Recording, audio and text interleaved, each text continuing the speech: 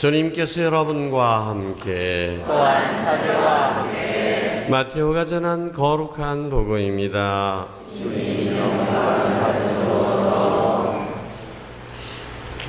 그때 예수님께서 제자들에게 말씀하셨다. 너희 가운데 두 사람이 이 땅에서 마음을 모아 무엇이든 청하면 하늘에 계신 내 아버지께서 이루어 주실 것이다. 두 사람이라 세 사람이라도 내 이름으로 모인 곳에는 나도 함께 있기 때문이다. 그때 베드로가 예수님께 다가와 주님, 제 형제가 저에게 죄를 지으면 몇 번이나 용서해 주어야 합니까? 7번까지 해야 합니까? 하고 물었다. 예수님께서 그에게 대답하셨다. 내가 너에게 말한다. 7번이 아니라 77번까지라도 용서해야 한다. 주님의 말씀입니다. 그리스도님 찬미합니다. 앉으십시오. 참 예수님, 오늘 민족의 화해와 일치를 위해서 기도하는 날입니다. 제가 살아오면서 왜 아쉬운 일들이 왜 없겠습니까마는 그 중에서도 뭐 그렇게 크게 뭐 아쉬워한다는 건 없는데 한 가지가 있습니다. 그 뭐냐면 금강산 구경을 미루었다는 겁니다. 그때 한참 남북 관계가 좋아지고 막 이래가지고 금강산 관광이다 뭐다 막 할 때 사람들이 금강산 가자고 막 그랬는데 난 안 간다 그랬어요. 통일되면 가지 뭐 지금 가냐 그랬어요. 통일되면 간다 그랬어요. 그때는 정말 내 죽기 전에 통일이 곧 되겠구나라는 이런 기대가 있었어요. 그래. 통일된 나라에서 금강산을 구경하리라. 근데 지금 더 죽기 전에 되겠나 싶은 게, 아이고 죽기 전에 금강산을 보고 와야 될 건데. 백두산 가자고 하는 사람들도 많이 있습니다. 근데 왜 남이 나라 중국 땅으로 백두산 가느냐? 우리나라 땅을. 나 거기 안 간다 하고. 우리나라 땅으로 가야지. 그렇게 쓸데없는 고집을 부린 바람에 그게 아이고 내가 잘못했나 싶어요 이제는.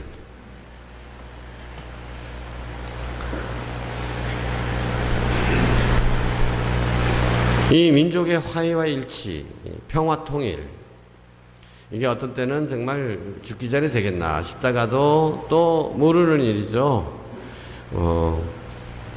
어느 날 갑자기 서독과 동독이 통일된 것처럼 그렇게 될지도 모르겠습니다.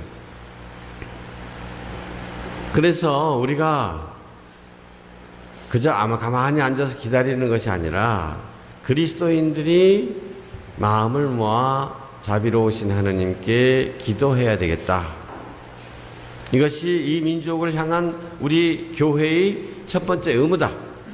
이래서 오늘이 제정된 것입니다. 어제 신문을 통해서 한 설문조사를 내용을 보았습니다.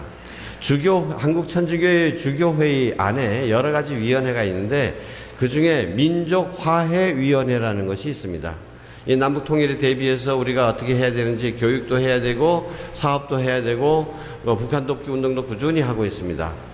줄여서 민화위라고 합니다. 민족화해위원회. 여기서 신자들을 대상으로 설문조사를 했는데 몇 가지가 마음에 와닿습니다.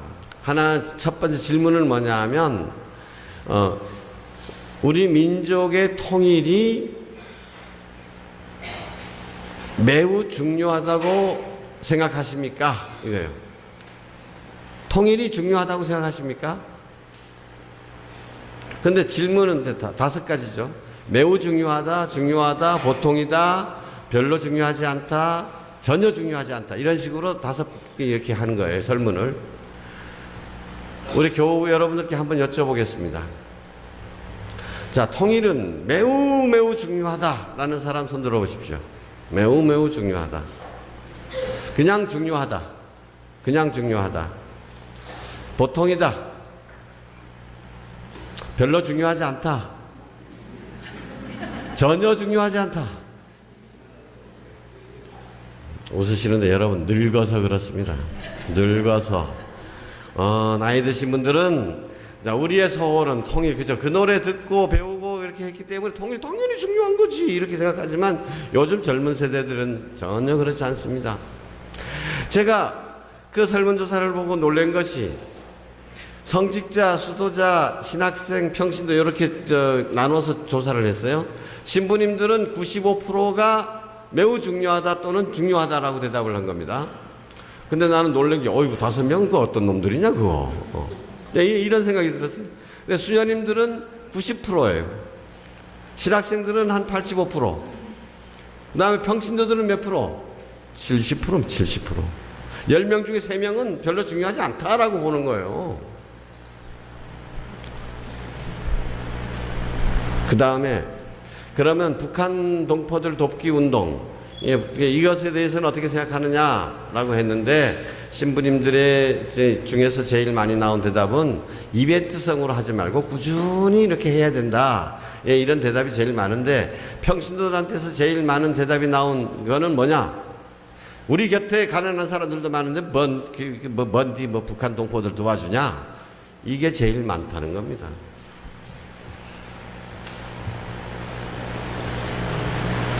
이젠 이렇게 달라지고 있습니다. 달라지고 있습니다. 그러니 통일에 대해서 별로 꼭 해야 된다라는 의무감도 교회 안에서 점점 사라지고 있는데 통일을 누가 하는 겁니까? 대통령이 하는 겁니까? 군인이 하는 겁니까? 누가 하는 겁니까? 통일이 되자면 백성들이 통일을 원해야 되는 거지. 원해도 되기가 어려운 판에 이 원하는 마음도 별로 없어. 근데 왜 이렇게 통일에 대해서 생각이 바뀌게 되는 것일까? 그러면 통일을 정말 이건 매우 중요한 것이다. 꼭 됐으면 좋겠다라고 생각하는 사람과 통일이 뭐 그리 중요하냐? 안 돼도 좋다. 또는 되면 안 된다라고 하는 사람들의 차이점은 뭘까?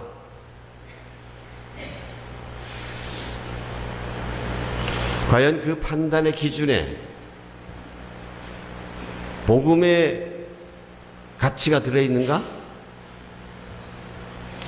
여러분 통일이 되면 좋다. 통일은 꼭 돼야 된다라고 생각하는 분들, 그런 분들은 왜 통일이 돼야 되는가? 통일이 되면 뭐가 좋은가? 무엇이 그 판단 기준입니까? 통일이 별로 중요하지 않다고 생각한다면 왜 중요하지 않은가? 젊은 사람들이 왜 통일을 별로 기대하지 않는가? 그 기준이 뭔가? 뭘까요? 예수님의 가르침입니까?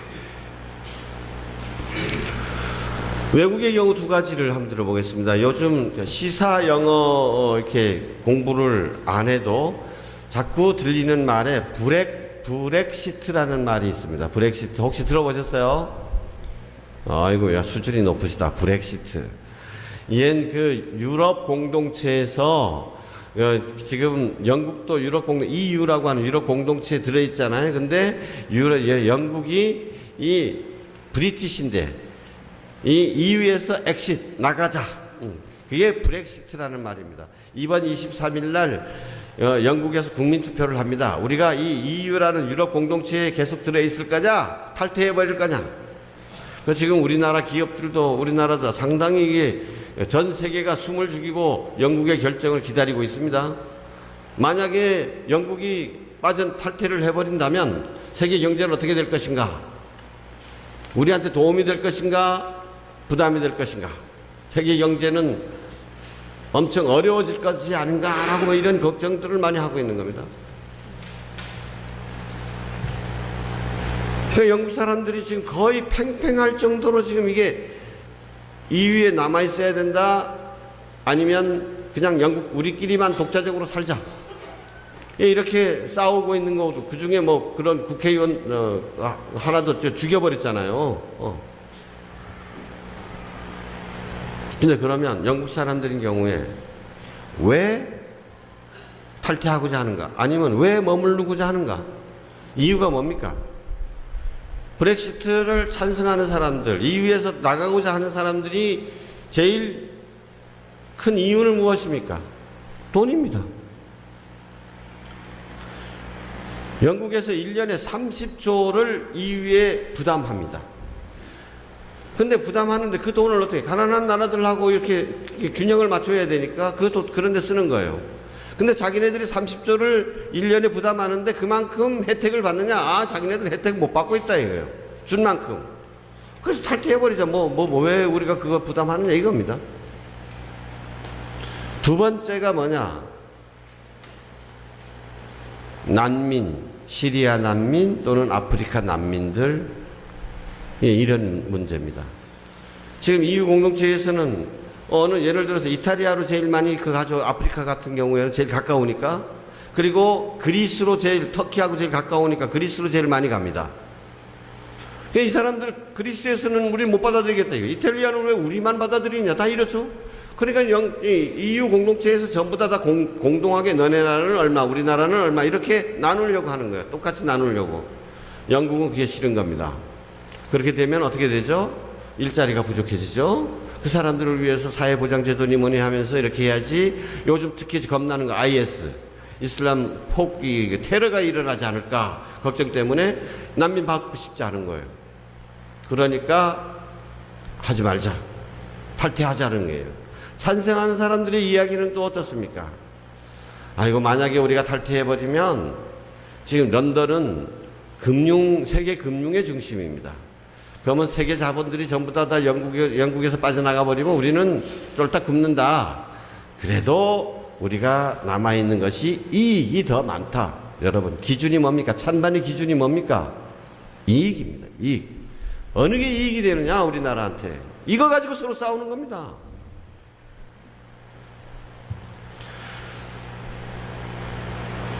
지금 미국 공화당 대통령 후보로 트럼프라는 인간이 결정이 됐습니다. 이 트럼프 때문에 우리나라도 걱정이 많죠. 자기 대통령 되면 주한 미군 철수시켜버리겠다. 왜 우리나라가 돈 주가면서 한국 지네들도 잘 사는데 우리나라의 물건도 많이 팔아먹는 놈들인데 왜 우리 사람들 보내가지고 지켜줘야 되느냐 이거예요. 기준이 뭡니까? 이익이네, 이익. 그때 우리나라는 뭐라고 얘기합니까? 야, 너네가 지켜주는 것이 실제로 우리가 너네들 주는 비용도 많이 되고 있지만은 너네 빠져나가 봐라. 너네 조항 우리 나라한테 있는 것이지 뭐. 미국에서도 찬반 논란이 있습니다. 주한미군 계속 투준해야 된다.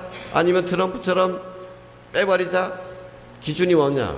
자기 나라한테 얼마나 도움이 되느냐 안 되느냐는 거예요. 주한미군 철수를 반대하는 미국 사람들은 또 뭐라고 얘기하느냐?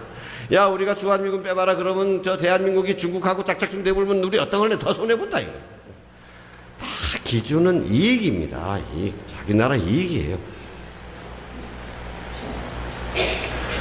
그러면 우리나라로 돌아와서 남북 통일에 대해서 한번 생각해 봅시다. 남북 통일 돼야 된다, 안 돼도 좋다. 기준이 뭡니까? 똑같아요. 에이구, 통일되면 떨거지들 2,500만 명이나 우리 다 들어오면 그 사람들 다 먹여 살려야 될 거 아니냐. 독일 통독들 때 봐라. 돈 얼마나 많이 들었나. 그거 세금 다 우리가 내야 될 거 아니냐. 통일 안 돼도 좋아. 우리끼리 잘 살면 되지. 기준이 자기입니다. 자기한테 도움이 되느냐 안 되느냐. 통일돼야 된다고 주장하는 사람들은 왜 통일돼야 된다고 주장합니까? 야, 통일돼봐라면 너 몰라서 그래서 대박난다, 대박나. 우리나라 말 똑같이 말 알아듣는 사람들 말이야. 공장 노동자로 이용하면 질 좋은 노동력 들어와가지고 말이야. 우리나라 세계에서 제일 잘 살 수 있어. 기준이 다 이겁니다, 이거.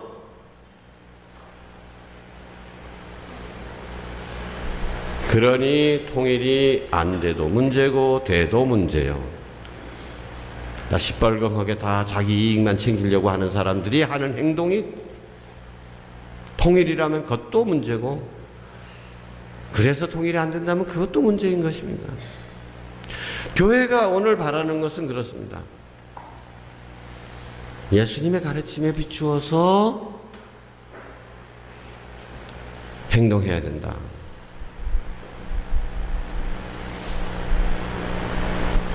내 이익을 따지지 말고 자기 이익 따지는 것이 결국은 그게 행복한 것이 아니다.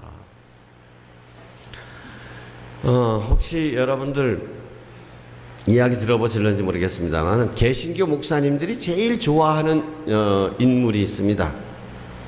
그 사람의 이름은 세계 최고의 부자 중에서 늘 1등을 차지하는 록펠러라는 사람입니다. 록펠러.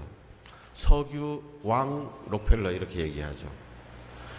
지금 현존하는 제일 큰 그 부자가 빌 게이츠라고 하는 사람인데, 이건 뭐 스마트폰이니 뭐 이런 거 해가지고, 그런데 당시 기준으로 따지면 지금 빌 게이츠보다도 3배나 더 많은 돈을 가진 부자라는 거예요. 록펠러 1세가.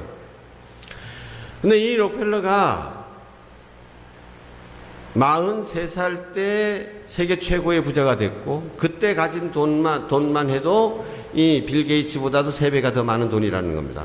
그때 특별히 그 다음부터는 석유 개발에 성공해가지고 그 다음부터 1년에 버는 돈이 지금 그때 가진 돈에 해당되는 거예요. 1년에 그때 최고 부자였는데 그 부자만큼 또 1년마다 벌어들이기 시작한 거예요. 근데 55세가 됐을 때 이 빌 게이츠가 록펠러가 뭐 머리도 자꾸 빠지고 뭐 이상해가지고 병원에 검진을 받으러 갑니다. 그런데 검진을 받으러 가는데 의사들이 좀 이상한 거예요. 좀 수상하다, 이거 좀 뭔가 이상한 것 같다, 큰 일이 있는 것 같다. 그래서 이런 검사도 하고 저런 검사도 하고 그러는데 마지막 검사를 끝내놓고 검진 결과를 받으려고 병원에 입원해 있는데, 그때 뭔가 병원이 막 소란해가지고, 이 이야기 하기 전에 왜 목사님들이 록펠러를 좋아하는지를 얘기해야 되겠네. 록펠러는 이 어머니로부터 유언을 받았는데, 이 유언 중에 유언 10가지가 있습니다. 어머니 유언. 그 유언 중에 뭐라고 하냐. 첫 번째가 뭐냐면 11조를 내라 하는 거예요. 11조 내라. 목사님도 좋아하게 생겼죠. 그 다음에 두 번째, 꼭 본교회 예배에 참석해라. 그 다음에 세 번째가 뭔지 아세요? 목사님을 하느님 다음으로 섬겨라. 목사님 얼마나 좋아하겠어요. 이렇게. 이 사람 천주교 신자였으면 좋았을 건데. 근데 그거는 나중에 이야기입니다. 근데 이제 그 병원에 입원해 있는 동안에 병원이 막 소란해져 가지고, 그래서 웬일인가 해서 나와 봤답니다. 그랬더니 한 어린 소녀를 아는 아버지하고 이 병원 직원하고 막 싸우고 있는 거예요. 뭐 때문에 싸우겠어요? 병원에서는 돈 없으니까 못 받아준다 하고, 돈 없어도 내 아기 살려내라 하고 막 이렇게 싸우는 거예요. 너무 안타까워가지고 이 사람이 비서를 시켜가지고 자기 이름 대지 모르게 그 소녀의 치료비를, 병원비를 다 부담해 줍니다.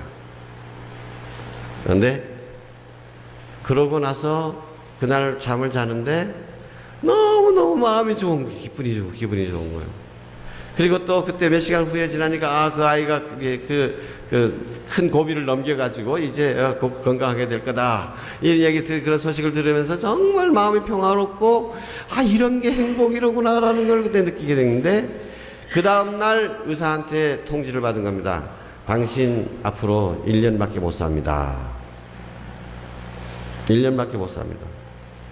근데 퇴원하려고 준비를 하고 있는데 병원 벽에 뭐라고 써있냐 하면, 주는 것이 받는 것보다 더 행복하다.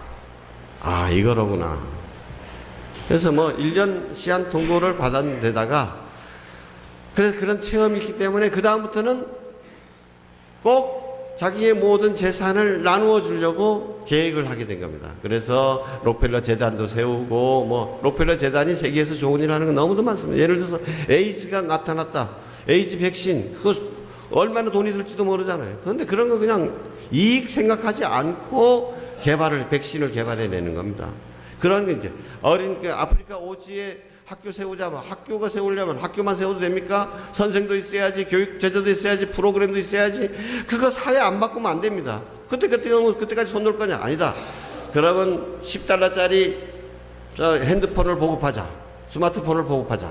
스마트폰에 앱을 깔아주는 거예요. 거기다 프로그램 따서 자기 혼자서 그것만 보면 영어 공부할 수 있고 공부할 수 있게끔, 이런 식으로 이런 돈들을 아낌없이 투자하는 데가 록펠러 재단입니다.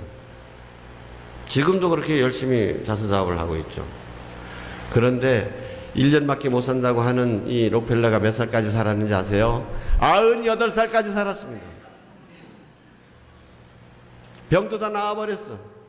돈은 더 많이 벌었어. 왜? 그 전까지는 돈을 모으려고 자기 주머니에 넣으려고 많이 넣으려고 그렇게 하다 보니까 병도 생기는 겁니다. 근데 이제는 주머니에서 주머니를 탈탈 털어가지고 다 나눠주려고 생각하니 밥맛 좋고 몸에 암세포 들어온 것도 팍팍 죽어불고 참 건강해지는 거예요. 몸과 마음이 함께 건강해지는 겁니다. 여러분, 이기심이라고 하는 것을 생각해 보면요, 인간은 본디 이기적인 동물입니다. 그죠? 자, 아프리카의 난민들이 바닥에 빠져 주검쪄 하는 얘기 들어도 뭐 별로 그런가 보다 하는데, 내 옆에 모기가 앵앵거리면 저놈이 모기 새끼 저거 어떻게 죽여볼 거 막, 이게 더 중요해. 아프리카 죽어가는 사람보다 모기가 더 중요해. 이게 우리 인간입니다. 그러나 그렇게만 살면 행복해질 수 없다는 것입니다. 지금까지 우리 삶이 얼마나 행복한가를 한번 살펴보십시오. 나만을 위해서 살아왔잖아요. 이기적으로 살아왔잖아요. 그 결과가 무엇입니까? 그렇게 행복합니까? 아니잖아요. 그래서 말하기를 이 어리석은 이기심이라고 말하는 것입니다. 어리석은 이기심. 이기적이라는 것이 사실 내 몸 보살피고 내 몸 먼저 살피자고 나만 먼저 생각하자는 것이 사실은 그것이 자기한테 이익이 된다고 생각하는 거지만은 멍청하다는 거예요. 그게 실질적으로 이익이 안 된다. 눈앞에는 당연히 이익되는 것 같지만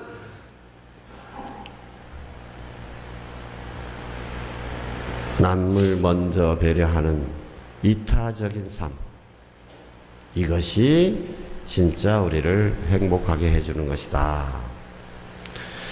예수님 십자가에 매달려서 우리도 십자가에 매달려야 된다 하더니 멍청하게 왜 그러느냐, 어리석다고 얘기합니다. 어리석은 십자가입니다. 세상 사람들은 어리석다고 손가락질하지만 우리에게는 구원의 길입니다. 우리 자신, 이기적인 자신을 십자가에 못 박고 예수님과 함께 새로운 사람, 어떤 사람?